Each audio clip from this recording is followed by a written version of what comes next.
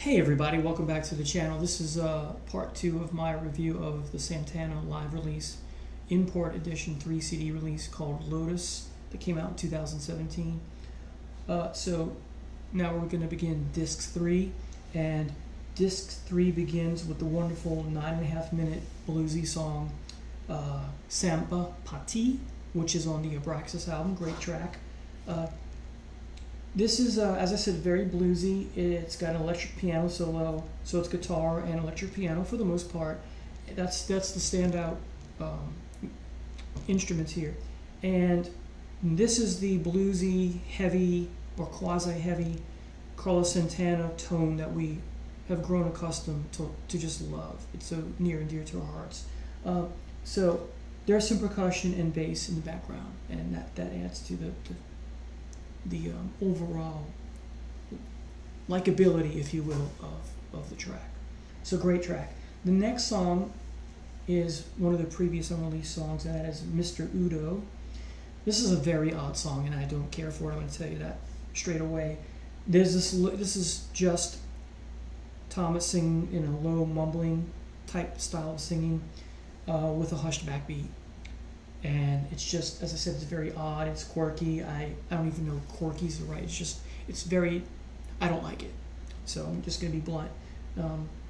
Anyway, I get and respect Santana letting everyone showcase their talents, but this is not a piece that works.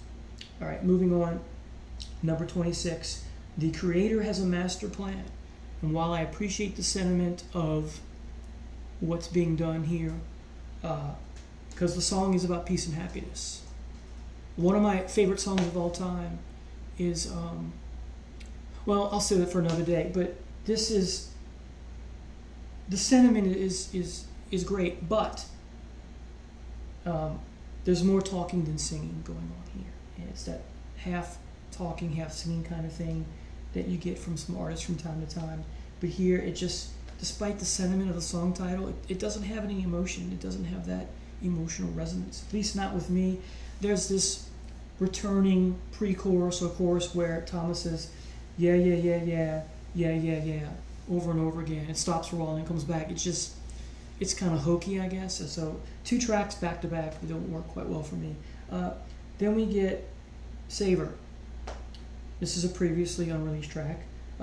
This is a piece largely dominated by organ with lots of percussion in the backbeat, in the background. The drums take over at one point near the end. This is very nice. There's a little bit of cowbell too, but this is a nice piece. I like this. So Savor, coming in at number 27. Next is number 28, just a congo solo. And hey, you're going to expect that when you listen to a Santana record. There's going to be some congo, excuse me, and it's great. I love it. Next is one of my favorite songs by Santana of all time, and you get an extended, I think it's an extended version. Anyway, it's just over 8 minutes. Toussaint Louverture, if I'm pronouncing that right. This is one of the wow songs. This is like, wow! More amazing guitar. Here, Santana's got the tone you come to know and love. The volume wah-wah pedal, the Mutron pedal, right? With the tube screamer and the modulation delay. Fabulous. Fabulous, fabulous song. Can't say enough about that. And to end the concert is one of my favorite songs also, Incident at Neshaber, if I'm pronouncing it right. 16 minutes and change, 16 minutes and 22 seconds. So this is a much more extended piece than when you get on the studio version. This is just wonderful. It's powerful. It's intoxicating. More amazing guitar. Carlos is really stepping things up. If you think the guitar playing on the rest of the album is top-notch, this is, I would say, just a step, so it's even more top-notch, if that makes sense. And it's a nice electric piano. Sorry, there's some nice electric piano on this as well. So great song, great way to end the concert, as I said. So now let's talk about the whole 3 CD set overall.